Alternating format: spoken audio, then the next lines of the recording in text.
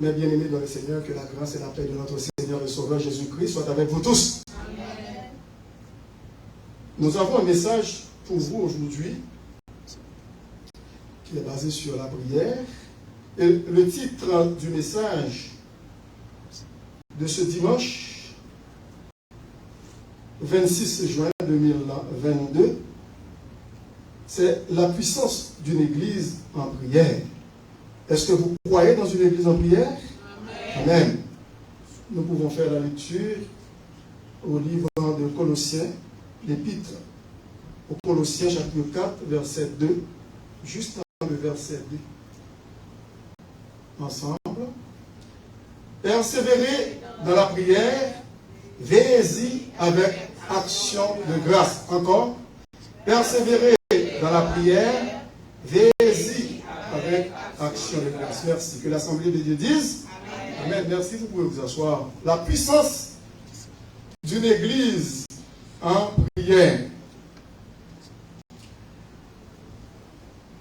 Mes bien-aimés, je peux vous dire que en ce temps-ci, je veux dire dans lequel nous vivons, nous avons besoin plus que jamais de prier pour que nous puissions mener une vie de victoire pour la gloire de Dieu.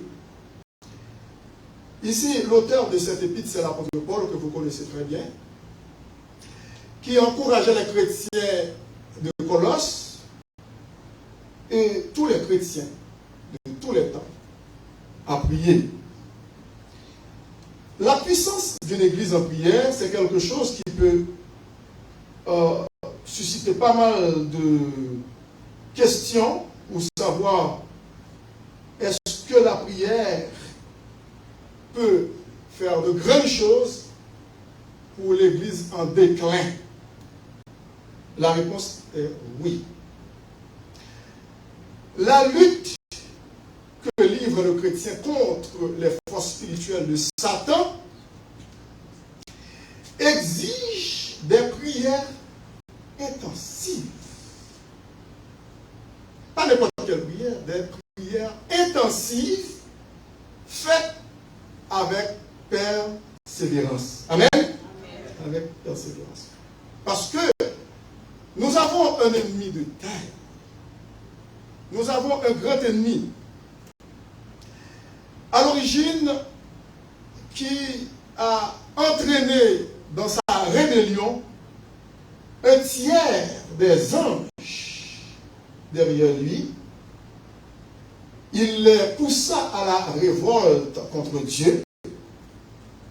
Et comme j'ai l'habitude de le dire, c'est la Bible, c'est la Bible elle-même qui nous fait découvrir cela. Ce n'est pas quelque chose que j'invente. Et même lorsque nous disons que le péché originel, c'est à partir du jardin d'Éden, mais par contre, il faut comprendre très bien que la rébellion a eu lieu dans le ciel avant de continuer sur la terre avec les humains. Et avec le plus beau des anges, Lucifer, que la Bible pouvait considérer comme le bras droit de Dieu, le plus beau des anges, lui qui avait la responsabilité de gouverner l'armée des cieux. C'était un archange. Mais lui, il ne se contentait pas de garder sa position. Il voulait s'élever au-dessus de Dieu, du trône de Dieu. Tout d'abord, il voulait être semblable à Dieu.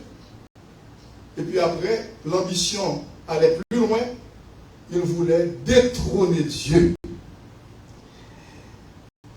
Nous n'avons pas encore fini d'avoir des problèmes avec lui. Tant et aussi longtemps que nous vivons ici-bas sur cette terre. Et c'est pour cette raison que nous devons être un peuple de prière. Une église de prière. La puissance d'une église en prière. Et si vous voulez savoir le secret, si vous voulez connaître le secret d'une église qui peut terrasser l'adversaire, avec ses acolytes, eh bien, ça prend les genoux dans la prière. Amen. Amen. La détermination, la persévérance dans la prière. La clé d'une prière efficace, nous pouvons trouver cela dans la Bible. Ce matin, Sœur Alma avait lu avec nous le psaume 145. Il y a aussi une partie du secret pour notre exaucement de la prière. La clé d'une prière efficace, c'est la sincérité, l'intégrité, la sincérité de cœur, l'intégrité, la crainte de Dieu et la foi en lui. Psaume 145, le verset 18 et 19 dit, nous l'avons lu dans l'écran, l'Éternel est près de tous ceux qui l'invoquent. Écoutez bien ça. L'Éternel est près de tous ceux qui l'invoquent. Mais de tous ceux qui l'invoquent avec quoi? Sincérité. Et le verset 19 dit, il accomplit les désirs de ceux qui le craignent. Voilà. Il entend leurs cris et il les sauve. Le psaume 34 aussi de David le dit. L'ange de l'Éternel campe autour de ceux qui le craignent. Et il les arrache au danger. Donc, la clé d'une prière efficace, ça peut cela. La crainte de Dieu, la sincérité de cœur, l'intégrité de cœur, la foi. Parce que si nous n'avons pas ces éléments, à ce moment-là, nos prières ne seront pas exaucées. Psaume 84, verset 12 aussi, avant d'entrer dans les points. C'est un autre en matière, une introduction que je vais faire. Donc, Psaume 84, verset 12, il dit, lorsque nous regardons cela. Ici, le psalmiste, ce sont les fils de Corée. Donc, Psaume 84, verset 12.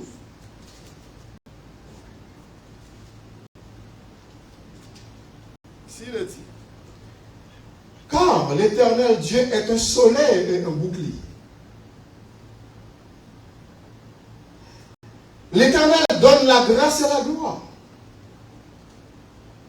Il ne refuse aucun bien à ceux qui marchent dans l'intégrité. Voilà. Il ne refuse aucun bien à ceux qui marchent dans l'intégrité.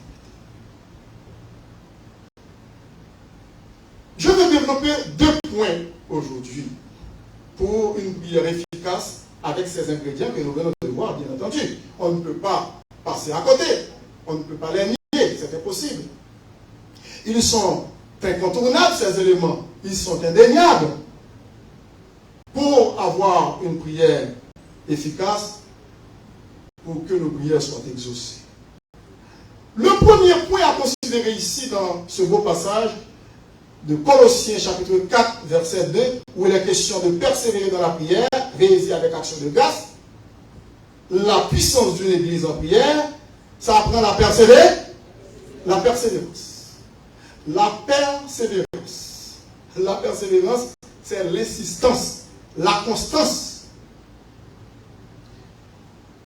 Écoutez bien.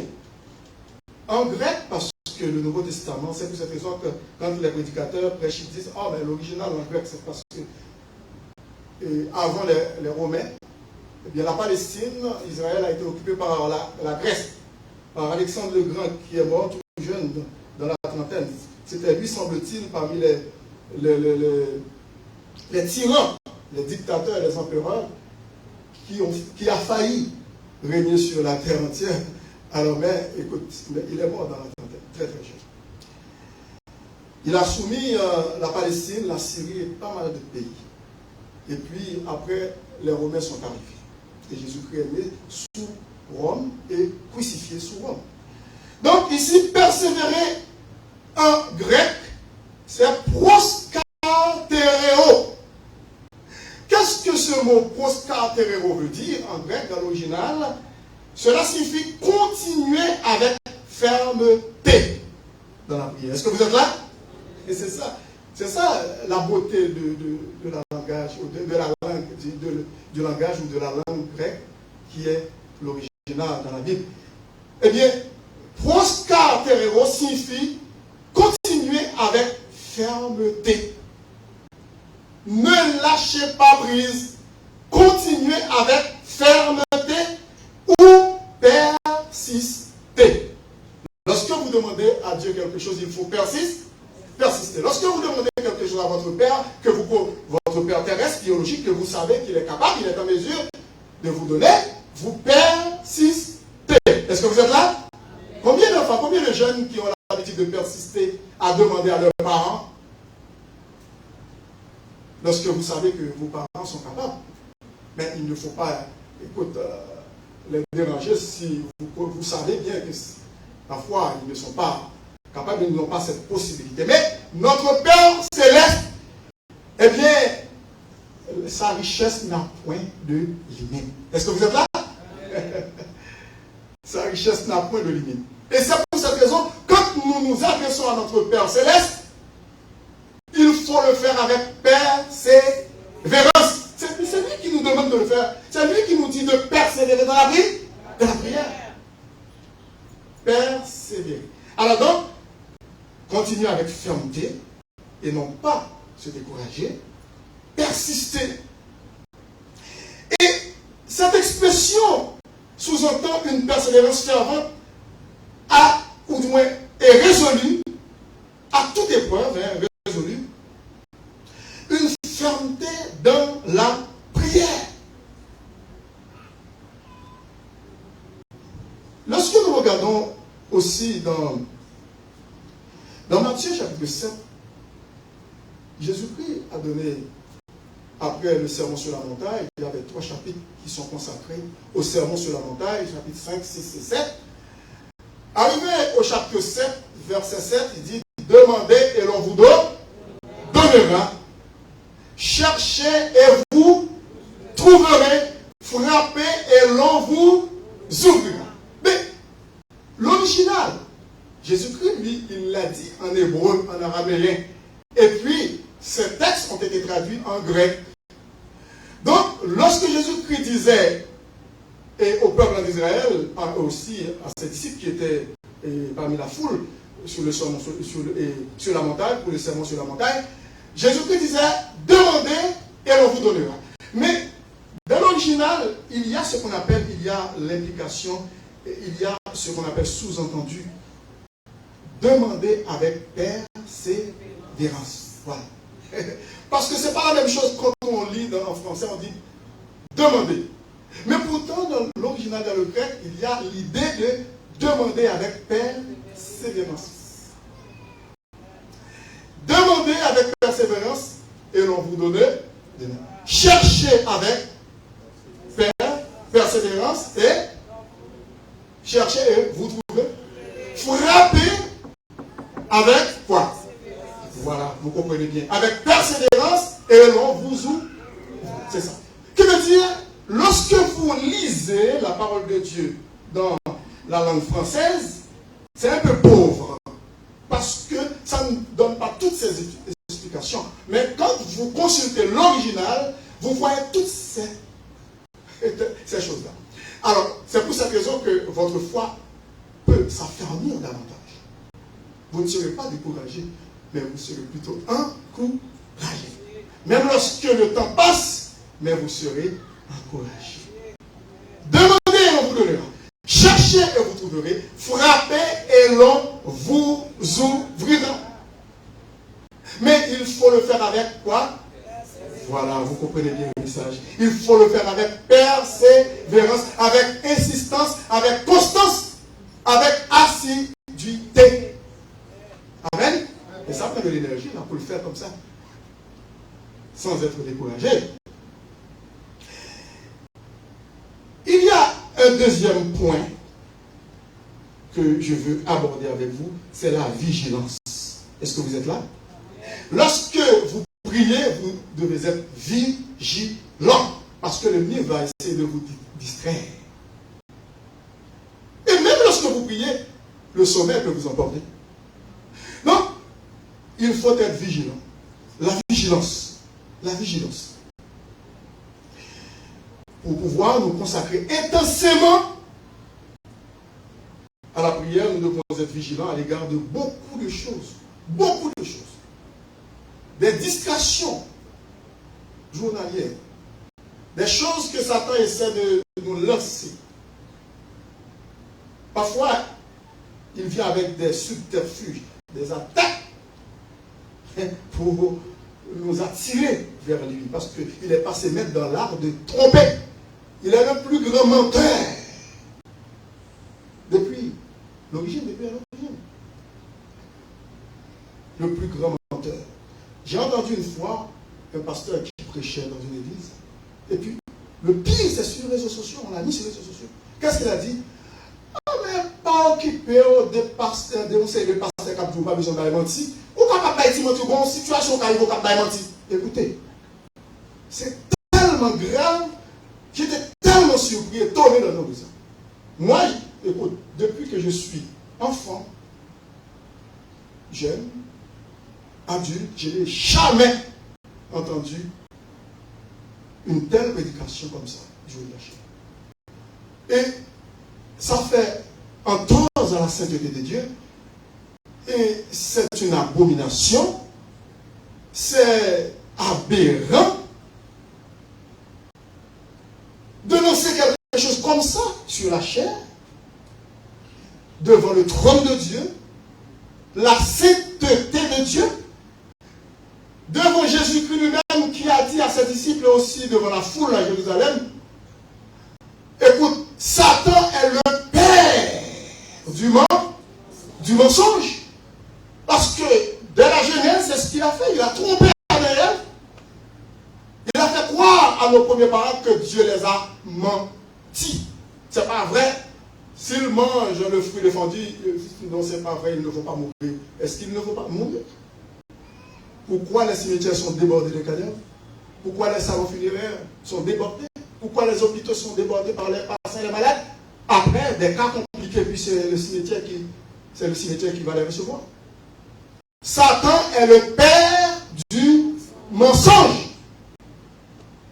Vous savez, j'ai gagné un prédicateur qui était venu prêcher.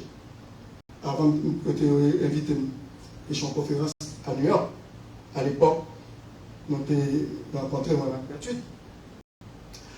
Et puis l'évangéliste qui prêchait dit, dégageons pour pas pécher. Mais il y a une servante qui a mal compris, elle a mal écouté. Et pour cette raison qu'il faut faire très attention. Lorsque vous écoutez la parole de Dieu, il faut être attentif. Est-ce que vous êtes là?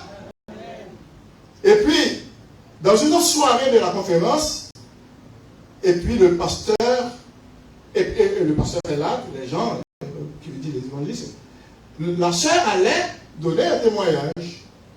Et puis pour dire que, bon, j'ai entendu que, étant donné que le pasteur avait dit la fois passée, dégager pas péché, on t'y va quand même d'affaire. Le pasteur a obligé quand il dit seulement faut-il tremper, faut-il stopper. Il m'a jamais dit ça. Il t'a semblé ça vrai, mais c'est pas ça. C'est pas comme ça qu'il dit. Il m'a jamais dit dégager pas péché, il dit dégager pour pas pécher. Il est différent. Tout à fait différent. Alors, l'homme malentendé, c'est un gros problème. Il y a un pile de monde qui a prêché sur les réseaux sociaux, tellement vous monter, même quand il y a un pile de mensonges qui va. Un pile de mensonges, je ne veux pas instruire. Il y a de bons prédicateurs sur les réseaux sociaux, il y a un pile. Mais cependant, il y a un pile tout qui veut les têtes au prophète, apôtre, pasteur, docteur, c'est si bagaille. C'est frapper fort. Et puis, l'homme parle fort, c'est comme si c'est Saint-Esprit bon Dieu qui dit parler fort pour 80 non plus. Parler fort, parler dit que Saint-Esprit bon Dieu là, avec ou là. Ou même parler très fort. Mais devant Satan, son pas, il dit, ouais, c'est fausse doctrine, on pouvait montrer. Est-ce qu'on l'a dit? Parler fort, voltige. tige, alléluia, c'est quoi, ou souhait, c'est serviette bien, parce que c'est qu'on y a un mouchoir. Tu vas classique, c'est gros serviette bien, souillé, tête, comme si je suis onction. C'est un faux. Et en pile là-dedans, c'est des amants de mounioyer. En pile là-dedans, c'est voler. En pile là-dedans, c'est anapayoyer. Moun qui a porté l'argent baillon. Il a mis sous ça que vous gagnez déjà. Et puis il a chanté avec vous. Ici bas, sur ça, moi ça, c'est un petit calme. Vous gagnez château déjà. On a pu tourner. Dans le passage. La vigilance. Toutes ces vigilances. Il faut nous vigilants. Et il faut nous qu'on témoigne, nous qu'on prêcher à tout. Est-ce que les convertis, hein? Parce que, pour quelle raison on dit, est-ce que ce prédicateur est converti? Parce qu'il y a des choses que ce prédicateur fait, on peut mettre en doute son salut. Et puis, non seulement ça, quand il vit, il s'installe dans le péché, il n'a pas le droit de monter sur une chaire pour prêcher, sur une tribune pour prêcher. Amen. Mais c'est bizarre de voir que les gens cautionnent, les gens sont complices, ils sont d'accord à recevoir des gens qui vivent dans le péché, dans l'adultère, dans la fornication, dans la licence, dans toutes sortes de choses. Ils montent du haut de la chaîne sur une tribune, sur une estrade pour prêcher. Amen, alléluia. Et puis ils disent alléluia. Pourtant, Dieu a déjà rejeté ce prédicateur. Est-ce que vous êtes là? Il a déjà rejeté. Oui, il peut, d'après Romains 8, 28, toutes choses qu'on convient, il peut servir de lui pour amener les gens à la conversion, à l'édification, mais lui, il est perdu, il va en enfer. Et c'est pour cette raison que ces gens-là vont comparaître devant Jésus-Christ au dernier jour. Seigneur, n'ai-je pas prophétisé en ton nom? N'ai-je pas fait beaucoup de miracles en ton nom? N'ai-je pas prié pour les malades alors ils sont guéris? N'ai-je pas fait ceci? Non. Il dit, retirez-vous de moi, vous qui commettez l'iniquité. Votre place est dans l'enfer éternel. Voilà. Est-ce que c'est un prédicateur qui est converti, qui a un bon témoignage, qui a une famille, qui marche avec le Seigneur, par sa grâce, parce qu'avec sa force c'est impossible? Est-ce que c'est un homme vraiment qui aime le Seigneur? Ou est-ce qu'il est là pour sa poche? Il veut vous mettre dans sa poche.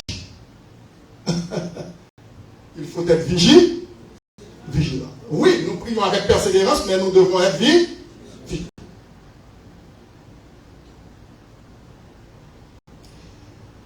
La parole de Dieu nous fait comprendre que Satan a ses serviteurs aussi dans les églises. Et c'est pour cette raison qu'il faut être vigilant, parce qu'il cherche à nous détourner du but vers lequel Dieu veut que nous tendons. Satan et la faiblesse de notre nature humaine essaieront de nous arracher à la prière. Parfois, nous sommes portés à plus regarder des banalités, des choses qui n'ont aucune importance, aucune valeur, des choses viles, futiles, vaines et sans valeur devant Dieu. Et c'est pour cette raison que la parole de Dieu nous dit dans Matthieu 6,33, cherchez premièrement d'abord le royaume de Dieu et sa justice. Lorsque nous prions le Seigneur, fort souvent, vous et moi, nous avons l'habitude d'ouvrir, de dézipper notre sac de besoins matériels. Seigneur, donne-moi ça, Seigneur, donne-moi ça. Et puis après, bon, s'il y a une autre requête, Seigneur, aide-moi à te servir. Ce n'est pas la première place qu'on donne au royaume de Dieu. Non. Satan nous pousse à le faire. Il essaie de nous distraire pendant que nous prions aussi.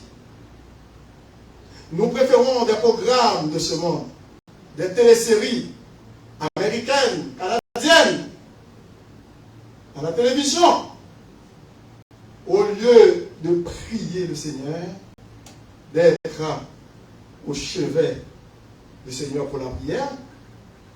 Nous devons nous discipliner nous-mêmes pour remporter la victoire.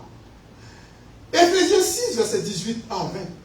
Lorsque l'apôtre Paul parle de la prière, des âmes spirituelles plutôt, il vient aussi avec la prière. Pourquoi? Parce que même lorsque vous avez des âmes sophistiquées spirituellement parlant, mais si vous ne priez pas, vous allez perdre la bataille.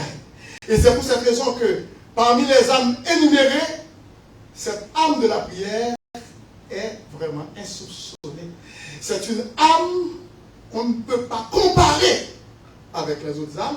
Et c'est pour cette raison que l'apôtre Paul pouvait dire, dans Éphésiens 6, verset 18, faites toutes sortes de prières, faites toutes sortes de prières et de supplications. Veillez à cela avec une entière persévérance. Et il demande de prier pour lui, de prier pour les églises, pour les saints, les frères et sœurs. Donc, Éphésiens 6, verset 18 à 20, il dit ça.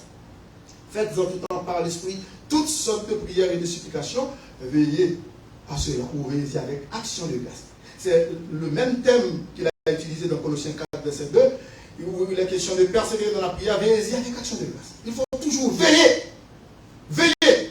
Jésus-Christ a reproché ses disciples dans le jardin de Gethsémani. Il les a reprochés. Écoutez, Dieu n'a besoin de personne. Mais dans son humanité, Jésus-Christ, Dieu fait homme, une seule fois a besoin de ses disciples. Il a besoin de ses disciples. Dieu dans la chair. Donc, qu'est-ce qui s'est passé? Dieu, Jésus-Christ lui-même, a demandé à ses disciples de prier avec lui. Est-ce qu'il a été exaucé par ses disciples? Non. Eh bien, ses disciples dormaient. Dormaient. Le diable les poussa à dormir. Et c'est pour cette raison que Jésus-Christ dit, vous n'avez pas pu veiller pendant combien? 1 heure de temps avec moi. Qui veut dire le minimum. 1 heure de temps. 1 heure de temps. Lorsque vous prenez 15 minutes, 20 minutes, 30 minutes, c'est comme si c'était un exploit que vous faites. Mais non. Jésus-Christ a dit, vous n'avez pu veiller 1 heure de temps. Même 1 heure de temps. Alors si je vous demande combien d'heures vous passez en prière, Jésus-Christ a reproché à ses disciples 1 heure de temps que vous pensez qui est presque insurmontable parce que c'est trop. Jésus-Christ dit c'est le minimum parce que même 1 heure de temps vous n'avez pas pu veiller avec moi. Veillez et priez afin que vous ne succombiez pas en tentation. La chair est faite, mais l'esprit est bien disposé. Bon, donc nous avons besoin d'être vigilants. Nous devons persévérer dans la prière, mais nous devons être vigilants pour remporter la victoire. Romains 12, lorsque vous regardez dans Romains 12, verset 11 après, il dit persévérer aussi dans la prière. Persévérer dans la prière. 1 Pierre 5, pour terminer. 1 Pierre chapitre 5, verset 8 et verset 9. Écoutez, la puissance d'une église en prière. 1 Pierre 5, verset 8 et 9. Il est dit, soyez sobres. Soyez sobres. Le contraire de sobriété, c'est quoi? Ébriété. Quelqu'un qui est en état d'ébriété, est-ce qu'il est en état de sobriété? Mais non, c'est le contraire. Donc, quelqu'un qui a bu trop de vin, trop d'alcool, il n'est pas sobre. Il est saoul, il est ivre, il est en état d'ébriété. Donc, ici, l'apôtre Paul dit, soyez sobre. Veillez. Pourquoi? Votre adversaire, le diable, rôde comme un lion, comment? Rugissant. Pendant qu'il rôde, il... Rugissant.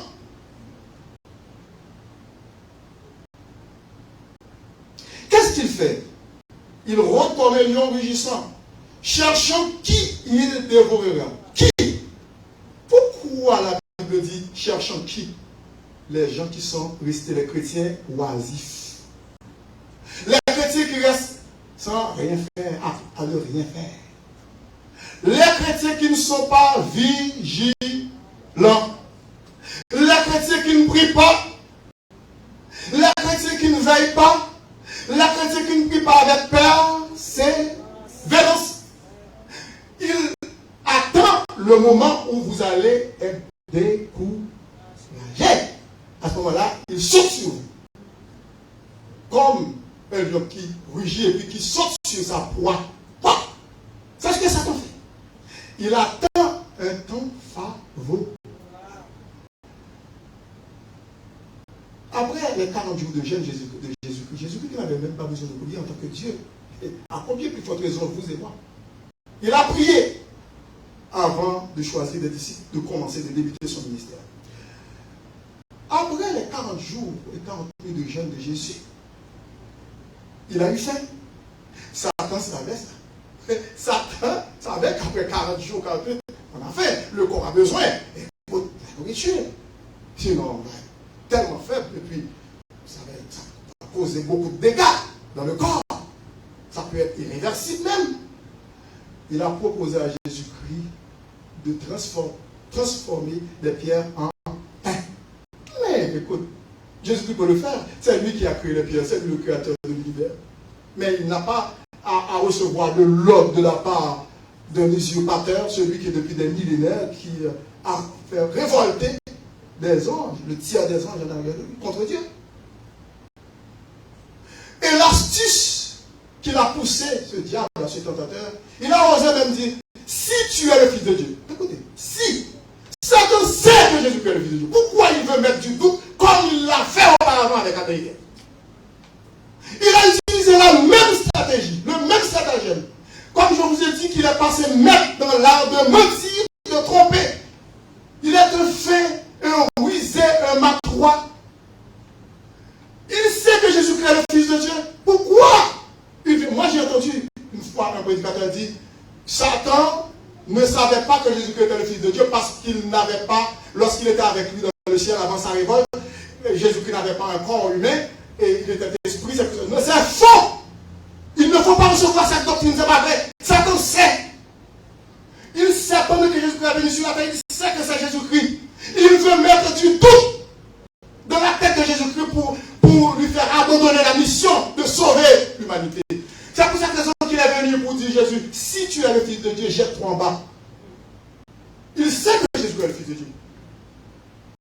Et puis l'autre passage qui nous montre que Satan sait pertinemment que Jésus est le Fils de Dieu. Pourquoi lorsqu'il a chassé les démons dans la tête des sourds-muets, pourquoi les démons qui sont à l'intérieur de ces gens disent, Fils de l'homme, pourquoi tu es venu nous attaquer avant le temps, avant notre temps de condamnation pour aller en enfer? Il sait. Est-ce que vous êtes là? Il ne faut pas recevoir n'importe quelle doctrine. Il y a des gens, je ne sais pas c'est où, ils ont été instruits. Dans quel séminaire, dans quelle faculté, dans quelle école est-ce qu'ils ont été appelés par Dieu, je ne sais pas. Il faut faire très attention, il faut faire le tri. Lorsque vous regardez sur les réseaux sociaux, il faut faire très attention. Une église en prière. La puissance, disons ensemble, la puissance d'une église en prière. Encore, la puissance d'une église en prière. Ça prend la persévérance.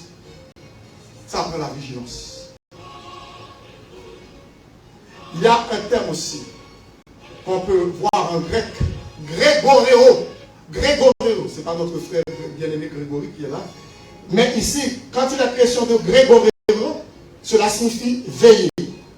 Soyez spirituellement attentifs ou sur le qui-vive. D'après Colossiens chapitre 4, verset 2. Il y a plusieurs termes qui décrivent la vigilance spirituelle. La persévérance. Proscaterero. Persévérer. Continuer avec fermeté. Persister. Ensuite, Grégoréo. Soyez spirituellement attentifs ou bien sur le qui-vive. La vigilance. Pendant que vous priez le Seigneur, pendant que vous servez le Seigneur, il faut veiller. Il faut veiller. Parce que Satan rôde autour de vous. Il rôde autour de nous pour nous faire chuter, pour nous terrasser. Mais par la grâce de Dieu, nous sommes plus que vainqueurs par celui qui nous fortifie.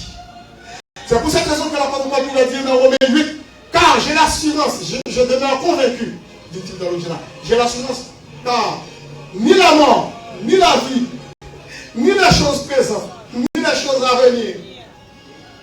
Et écoute, ni la hauteur, ni la profondeur, ni la largeur, écoute, ne pourra nous séparer de l'amour de Dieu manifestant Jésus. Il nous aime, nous sommes ses enfants, mais il veut et il tient à ce que nous demeurions dans la vigilance, dans la persévérance, à le prier avec constance pour mener une vie de victoire pour sa gloire sur le péché, sur toutes ses formes, sur le diable, sur le monde et sur la chair.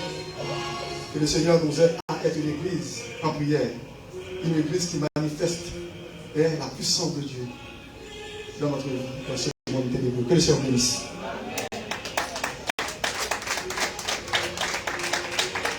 Maintenant, je vais prier avec les gens, pour les gens qui nous regardent.